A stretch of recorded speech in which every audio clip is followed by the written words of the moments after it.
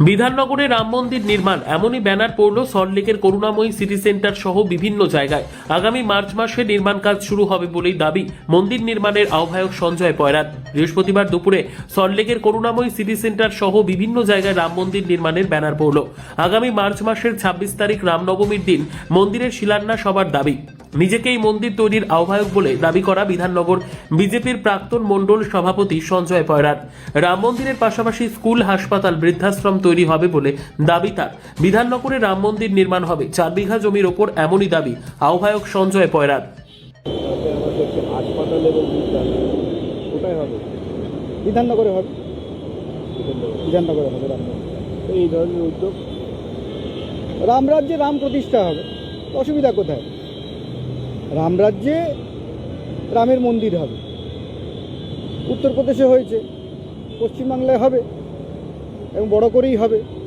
ইতিমধ্যেও অনেকের সাথে যোগাযোগ হয়েছে, সাধু সন্ত সমস্ত লোকের সাথে যোগাযোগ হয়েছে, তারা আগ্রহী।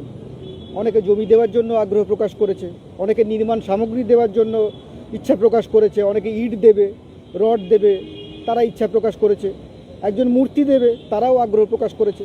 রামের জায়গায় রাম প্রতিষ্ঠা হবে, অসুবিধার কিছু নেই। সুতরাং রাম নিজেই সব ব্যবস্থা করবে। 26-এ নির্বাচনের আগেই এখন দেখছি কোথাও মন্দির, কোথাও মসজিদ। বেআইনিভাবে তো হচ্ছে না, বেআইনিভাবে সরকারি জমি দখল করে বিতর্কিত ধাঁচা তো হচ্ছে না। বাবর হুমায়ুনকে তো আনা হচ্ছে না। রামের রাজত্বে রাম মন্দির প্রতিষ্ঠা হবে সারা বিধাননগর, তারা পশ্চিমবাংলার বুকে, দক্ষিণবঙ্গে বড় করেই হবে, পুরো ভারত বড় করে করব আমরা। সকলের সহযোগিতা, সকল হবে কোথায় কোথায় হবে জায়গা আছে। আমরা আগামী যে রামনবমী আছে 26শে মার্চ বৃহস্পতিবার, সেই বৃহস্পতিবার দিন আমরা এর শিলান্যাস, ভূমি পূজন সবই করব, দেখতে পাবেন, অসুবিধা নেই।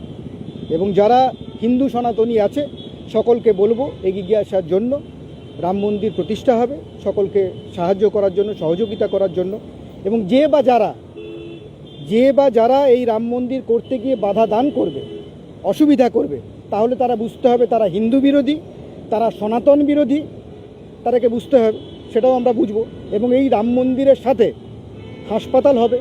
অসুস্থ মানুষ যাদের পয়সা নেই, যারা হাসপাতালে চিকিৎসা করাতে পারছে না, মারণ রোগের চিকিৎসা এখানে হবে আধুনিক পদ্ধতিতে। স্কুল হবে, বিদ্যালয় হবে, নারী শিক্ষার প্রসার হবে, নারী সশক্তিকরণের ব্যাপার থাকবে, বৃদ্ধাশ্রম হবে, সেগুলো সবই থাকবে।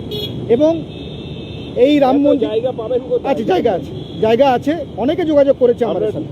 হ্যাঁ, জায়গা ঠিক আছে, জায়গা ঠিক আছে। এবং অনেকেই যোগাযোগ করেছে, তারা অনেকে জায়গা দিতে আগ্রহ প্রকাশ করেছে। রামের জন্য জায়গা দেবে, রামের নিজের জায়গায় রাম মন্দির প্রতিষ্ঠা হবে, তো অসুবিধার তো কিছু নেই। এখানে ভালো মতোই হবে, সবাই সহযোগিতা করবে। সব সনাতনীদের কাছ থেকে, ভারতবর্ষের সমস্ত সনাতনী মা বোনদের কাছে আমাদের আগ্রহ যে আপনারা এই রাম মন্দির প্রকল্পে আপনারা সাহায্য করবেন, সহযোগিতা করবেন, অনুপ্রেরণা দেবেন। ব্যাস এটুকুই বলেন। সঞ্জয় পয়রা।